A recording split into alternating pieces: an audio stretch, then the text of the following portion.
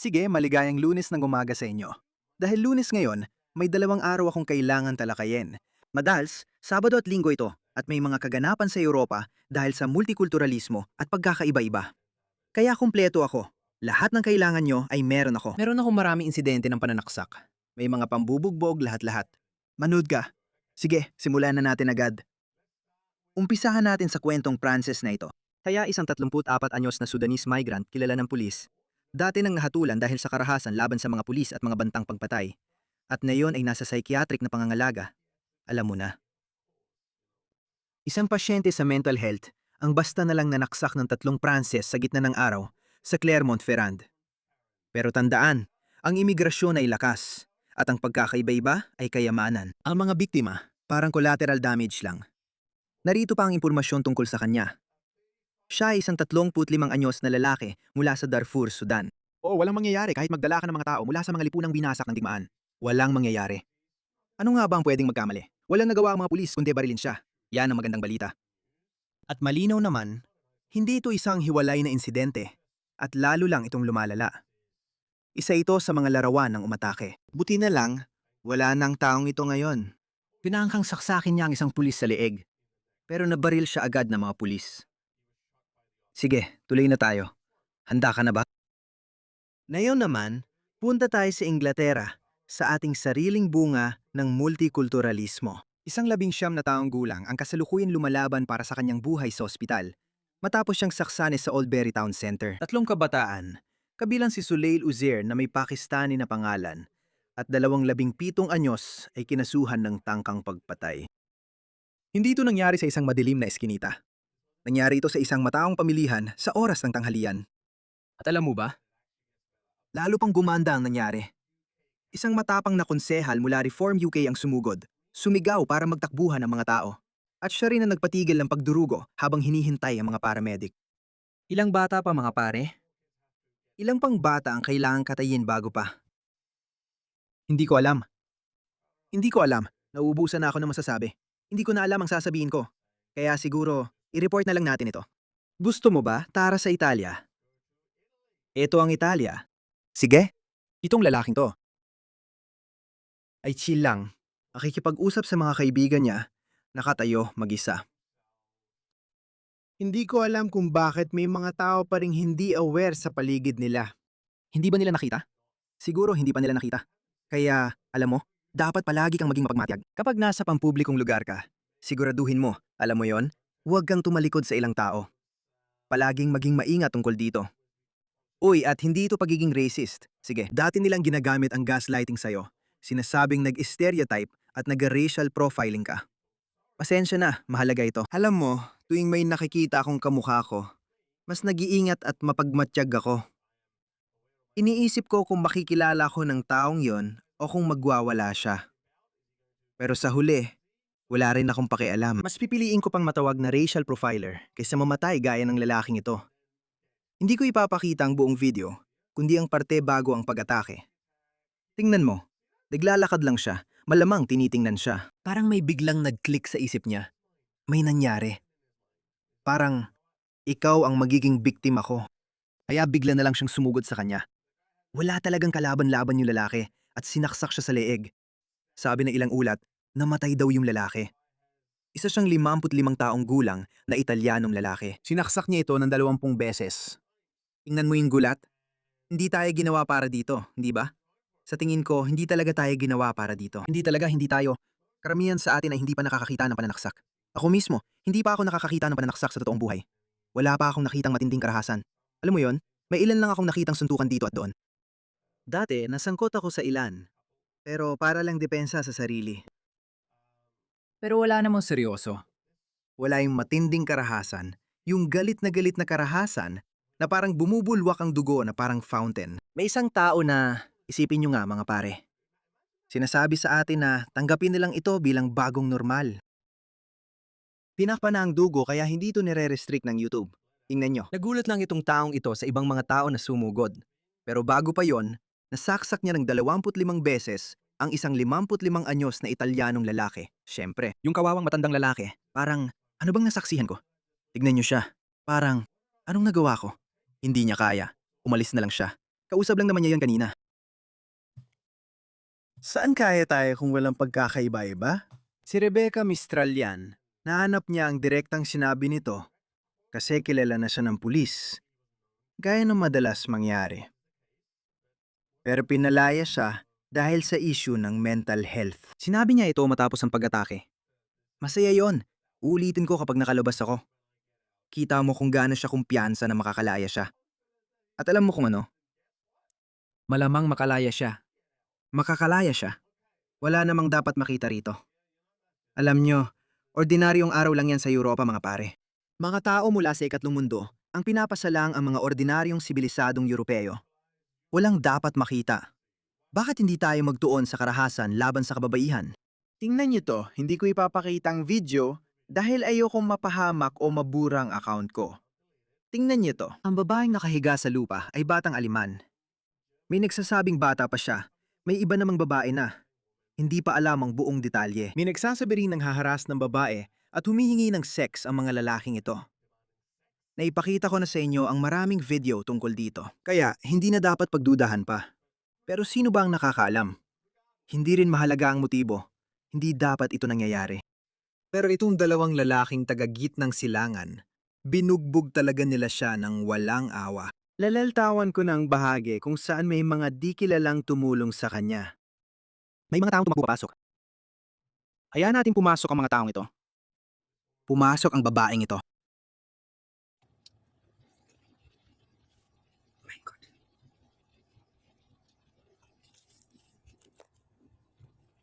Mahirap sabihin kung kilala niya siya o hindi. Hindi ko alam. Hindi ko alam. Ang puto ay... Nagpasok tayo ng kabangisan mula sa ikatlong mundo sa ating mga bansa. At ang mga pulis ay pinaghihinalaan pa rin ang mga lokal bilang mga pasimuno ng gulo. Tingnan mo ito. Tingnan mo. Nangyari lang ito ngayon na yon sa UK. Sige, isang mananakop mula sa isang bansang kabilang sa ikatlong mundo ang umatake sa isang British na siklista. At ang reaksyon ng mga pulis ay pigilan ng biktima. Mulay, dahil lang siya ay puti. Isa na namang sitwasyon tulad ng kay Henry Nowak, gaya ng video na pinakita ko kamakailan sa Birmingham, kung saan grupo ng Aprikanong lalaki ang umatake sa batang Briton. Pero ang pulis ay ang Briton lang ang inaresto. Tingnan mo ito. Pinanood lang ng pulis, nakatakas siya rito. Nang walang dahilan. Tapos tumalon siya at inatake yung British na siklista. Nadapa siya. Atakihin na niya ito. Nasaktan siya. Pagkatapos ay pigilan siya. Mga basurang lugar! At tumakbo siya palayo. Tumakbo siya palayo. Parang walang nangyari. Na-enrich ka na ba? Hindi ba maganda ang multikulturalismo? Teka, ipapakita ko sa'yo. May mga natatawa dito. Panoorin mong video. Hindi sana ito nangyari 20 taon nang nakalipas. Sana bumalik ang panahong yon. May dalawang itim na lalaki na lumapit sa isang Briton at sinubukang biruin siya. Panoorin kung ano ang mangyayari. Uy, tol, ano nangyayari? Ano bang sinasabi mo? Huwag kang mamatay, pasensya na, no? Di ka ba mamamatay? Huwag kang mamatay, tol. Anong ibig mo sabihin? Huwag kang mamatay. Uy, tol, halika dito, tol. Uy, tol, huwag kang mamatay, tol. Huwag kang mamatay, tol. Uy, tol, huwag kang mamatay. Uy, huwag kang mamatay. Uy, tol, tina lang ng buhok yan, tol. Tina lang ng buhok yan, tol. Uy, tol, tina lang ng buhok yan.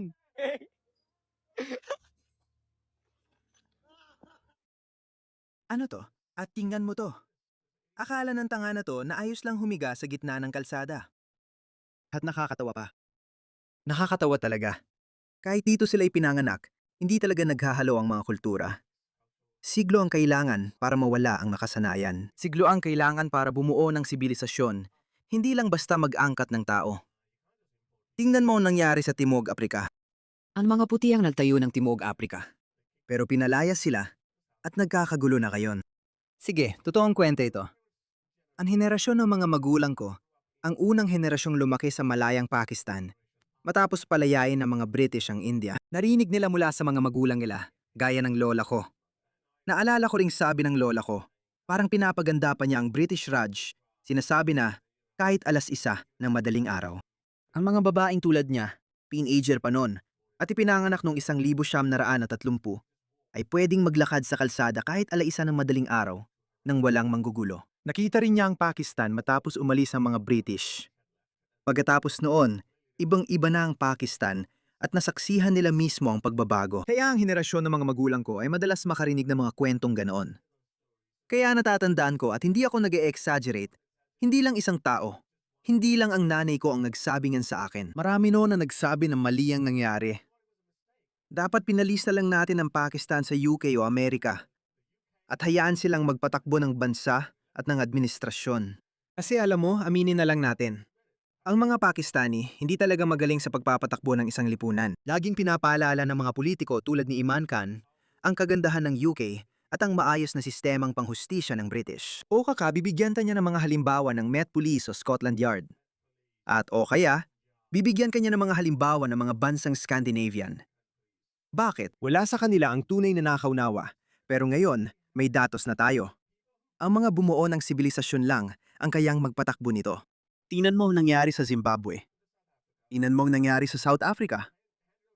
Ibinigay ng mga puti sa mga itim na taga South Africa ang kontrol sa isang masiglang bansa. Ito lang ang bansang African na kasing angat ng Europa.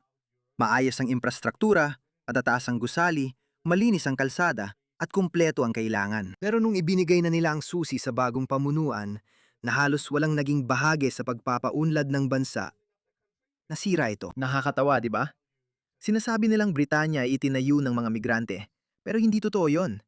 Kahit may mga manggagawa, hindi ibig sabihin sila ang nagtayo ng bansa. Nagsisinungaling lang sila. Ganito na noon sa UK, matagal nang may mga pananaksak. Nangyari rin ito sa Lyon, France. Panoorin mo ito. Ang Pranses na ito ay aksidenteng nabangga niya ang isang migrante mula gitnang silangan dito. Aksidenteng nabangga niya ito. Agad siyang humingi ng paumanhin. Sabi niya, pasensya na. At nagpatuloy siya sa paglalakad. Tingnan mo, aksidente niya itong nabangga. Sabi niya, pasensya na at nagpatuloy sa paglalakad. Biglang nilabas ng lalaking kutsilyo. Sinundan siya at sinaksak sa leeg. Pagkatapos, umalis siya na parang walang nangyari. Tingnan mo. I-blur mo yung parte ng pananaksak. Ayaw natin malagay sa alanganin. At tingnan mo ito, basta na lang siyang malis. Tingnan mo ito. Tingnan mo, ano ba yan? Ha? Nasagsag ako. Diyos ko, mamamatay na ba ako? Hindi ko alam ang gagawin. Hindi niya alam o nare-realize ang nangyari. Mga pare, ginawa nila to sa atin. Direktang resulta ng multikulturalismo. Tingnan niyo ang kalagayan ng pulisya sa Britanya. Nakakatawang video ito. Tapusin na lang natin ang video na ito gamit ang nakakatawang video na ito. Hindi ko mahanap yung isa pang video na ipapakita ko sana sa inyo. Karamihan noon ay puti, kahit dekada 70. Sinasabi nila na ang mga imigrante ang nagtayo ng Britanya. Sa tingin ko, ang ibig nilang sabihin sa mga imigrante, parang sinasabi nilang imigrante rin ang mga Norman. Pero hindi. Sa totoo lang, hindi sila ganoon. Mga mananakop sila, pero hindi na mahalaga. Tingnan mo ito. Tingnan mo ang kalagayan ng pulisya sa UK. Di ako makapaniwala na ginagamit noon ni Imran Khan ang pulisyang ito bilang halimbawa sa atin. Tingnan mo sila.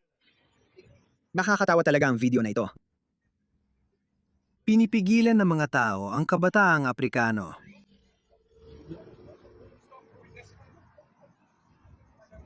May dumaan na babaeng Pakistani. Nasa sahig na siya ngayon. Nasa sahig na siya. Nasa sahig na siya. Sa sahig na yon, humiga ka sa sahig. Humiga ka sa sahig. Nagulat ako na walang ipinadalang dalawang babaeng pulis para pigilan siya. Tingnan mo to. Dalawang lalaking pulis, hindi pa rin nila mapigilan siya. Mas gaganda pa to, maniwala ka sa akin? Humiga ka sa sahig na yon.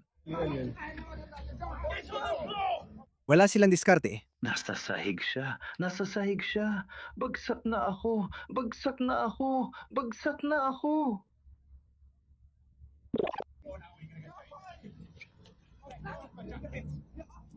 Sinabi ko na gusto ko siyang suntukin sa muka. Nasa sahig siya.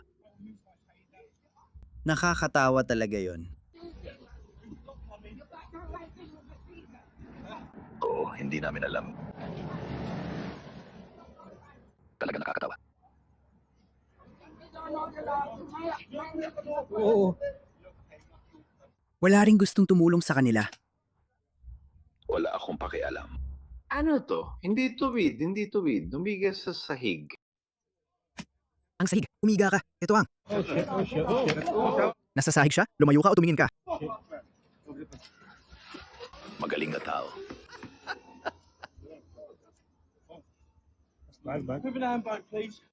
Padalan mo kami ng ambulansya, pakiusap. Diyos ko. Ganito ang kalagayan ng aling pulisya? West Midlands Police. Birmingham? Oo, ayan na. Yan ang video. Kung may Geiger counter na sumusukat ng pagkabriton, pinakamalakas ang tulog nito sa isa sa mga tulay ng London. Sa totoo lang, pwede mong sabihing buong London na. Tingnan mo kung gaano kapayapa. Sana makabalik ako noon. May tulay na nadadala sa bakasyon sa Britanya. Tingnan mo, sibilisado. Ang sibilisado. Alam mo ba ang sinabi ni Dr. Johnson? Ang taong sawang-sawa sa London ay sawang-sawa na rin sa buhay. At kahit na ang London ay nagsimula pa noong panahon ng mga Romano, palagi itong ina-update. Parang buwan-buwan silang nagbubukas ng magarang bagong hotel. May reong ilan. Halos buwan-buwan may tao. Nagtatayo sila ng hotel. Diyos ko. Kung alam lang nila. Nasa London na ba ito ngayon? Kung saan pwede kang kumain at uminom sa pinakagarbong paraan. Daan-daang talampakan ng taas mula sa lupa. Oh, doon mo lang mapapansin ang ganda ng lugar na parang harden, parang kasing dami ng mga puno, ang mga gusali. Tingnan mo ito. Wow. London. Mga sibilisadong tao. Pasensya na. Mukhang mga puti. Ang mga puti ang gumawa ng sibilisasyon. Umupo ka ng maayos. Mahinang magsalita, huwag sumigaw. Tingnan mo yon. Malinis, disiplinado, maayos ang pananamit. Ipakikita ko sa iyo kung anong itsura nito. Kailangan navigation na iyo ang bago at pagkatapos. Hanggang sa siglong ito, lumawak ang London palabas, hindi pataas. Para sa akin, ang mga bahagi mula sa iba't ibang siglo ang tunay na London. Gusto ko ang ideya na si Nelson, ang matandang mandirigma, ay nakatingin sa Fowler Square, sa mundong ligtas para sa mga kalapate, bata at fountain. Tingnan mo kung gaano kapayapa, pati mga bata at fountain. Katulad ng karamihan, sa huli ay sa ilog din ako naaakyat. Iyan ang pinakamatanda sa langit. Sabi nga ni Wells, ang ilog ang nagtatakda ng sarili nitong bilis. Diyos ko, gusto mo bang makita itsura nito? Hindi ko alam kung tatawa o iiyak. Ano to? Sid Ducat. Ikaw. Ganito ang itsura ng London ngayon. Tingnan mo to. Tinanggal mo ang mga puti at naging magulo. Bago at pagkatapos mga pare. Bago at pagkatapos. May mga puti, walang mga puti. Mga puti? Walang mga puti. Lalo pa itong lumalala, pero wala naman silang ginagawa. Kaya, dahil sa sobrang karanyaan at kasaganaan, ang kapayapaan at kasaganaan na yon ang nagbunga ng ganitong klaseng pag-iisip. Sa tingin ko, dapat tayong mag-isip sa diwa ng isang mundo, iisang sangkatauhan. At lahat tayo ay may mga internasyonal na obligasyon na dapat tuparin kung gusto nating maging mapayapa ang mundo para sa lahat. Sa tingin mo ba dapat nating tanggapin ang lahat ng kaya nating tanggapin? Oo, sigurado ako diyan. Sa tingin ko, dapat tayong magtulungan para matugunan ang kanilang mga pangangailangan. Paano ang posibleng tensyong panlahi na dulot nito? Sa tingin ko, kailangan nating magpatupad ng mga bagong programa sa edukasyon sa mga paaralan para mabago ang pananaw ng mga tao. Baguhin mong pananaw ng mga puti. Tingnan mo ito. Iyan ang nangyari pagkatapos. Tingnan mo. Tingnan mo yan. Anong nakita natin dati? Mga mahihirap na puti. Kasalanan din nila ito. May mga tao talagang di naaawa sa kanila. Tingnan mo, mula sa sibilisasyong ito. Hanggang dito. Kainis? Ay, pasensya na. Alam ko iniisip niyo siguro, grabe naman Hari Sultan, hindi mo dapat pinagtatawanan ang paghihirap namin. Ayoko naman talaga, pero parang, Diyos ko.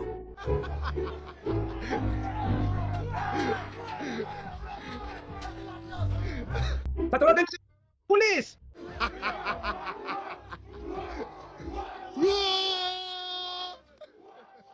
Dito. Northwest London, mga pare. Tingnan niyo yan. Diyos ko. Oh. Ayun, mga pare. Panibagong impyernong weekend na naman sa Europa.